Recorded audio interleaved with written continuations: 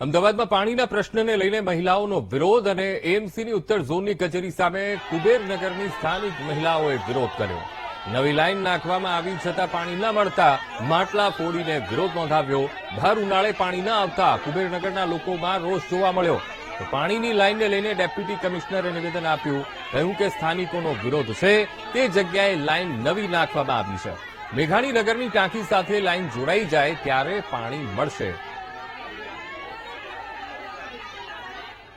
હું કહીશ કે કુબેરનગર વોર્ડમાં છેલ્લા એક મહિનામાં ઇજનેર ખાતા દ્વારા પાણીની પ્રશ્ન સોલ્વ કરવા માટે કામગીરી થઈ ગયેલી છે.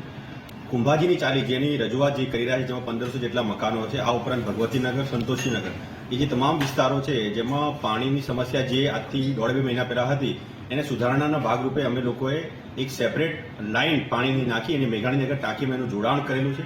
એ જોડાણની કામગીરી પૂર્ણ કરી અને પાણી ચાલુ પણ કર્યું છે. છેલ્લા 3 દિવસથી ઇજનેરનો તમામ સ્ટાફ દરેક ચાલીઓમાં જઈ પાણીના પ્રેશરની ચકાસણી કરે છે અને મોટાભાગની 80-90% જેટલી ચાલીઓમાં પાણીનું પ્રેશર આવી ગયે છે.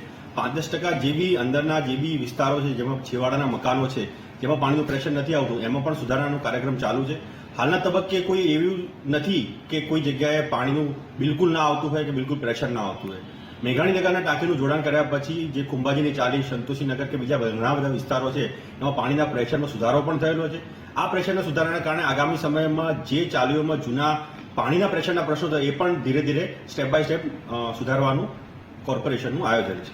પહેલા જ્યારે પાણીનો પ્રશ્ન હતો જ્યારે છેવાડાના મકાનોમાં ટેન્કરથી પાણી આપતા હતા પણ હાલ એ સમસ્યા દૂર થયેલી છે.